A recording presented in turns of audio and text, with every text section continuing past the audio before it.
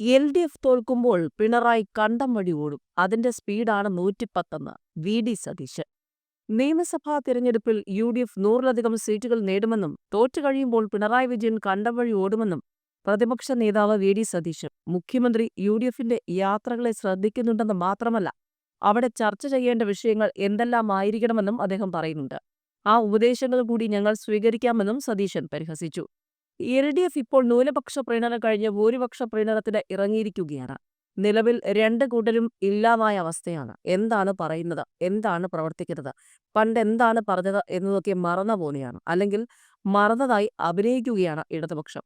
ഞങ്ങൾ 100-ലധികം സീറ്റിൽ ജയിക്കുമെന്ന് പറയുമ്പോൾ അത് MV ഗോവിന്ദനെ പോലെയുള്ളവർക്ക് ദഹിക്കാൻ ബുദ്ധിമുട്ടാണ്.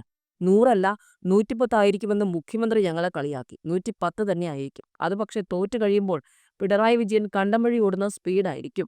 ഒരു സമുദായ സംഘടനകളുടെയും ആഭ്യന്തര കാര്യങ്ങളിൽ ഞങ്ങൾ ഇടപെടാറില്ല. കാരണം ഞങ്ങൾക്ക് വേറെ പണിയുണ്ട്. ഈ കുറ്റം പറയുന്നവർക്ക് പരസ്പരം പഴിചാരാൻ ഒത്തുചേരാം. അതൊക്കെ ഓരോരുത്തരുടെ ഇഷ്ടമാണ്. അത്തരം കാര്യങ്ങളിലെല്ലാം അഭിപ്രായം പറയേണ്ട ആവശ്യം എന്താണ്? അങ്ങനെ അഭിപ്രായം പറയേണ്ടവരല്ല രാഷ്ട്രീയ നേതാക്കൾ. പ്രതിപക്ഷ നേതാവിന്റെ ജോലി അതല്ല. NSSലോ SNDPയിലോ സമസ്തയിലോ എന്തെങ്കിലും തീരുമാനമെടുത്താൽ നിങ്ങൾ ഉടൻ എന്റെ അടുത്തേക്ക് വരും. അതിനൊന്നും അഭിപ്രായം പറയേണ്ട ആളല്ല ഞാൻ. സൂര്യന് കീഴിലുള്ള എല്ലാ കാര്യങ്ങളെക്കുറിച്ചും ലോകത്ത് നടക്കുന്ന എല്ലാ വിഷയങ്ങളെക്കുറിച്ചും പ്രതികരണം നടത്തേണ്ട ആളല്ല പ്രതിപക്ഷ നേതാവ്.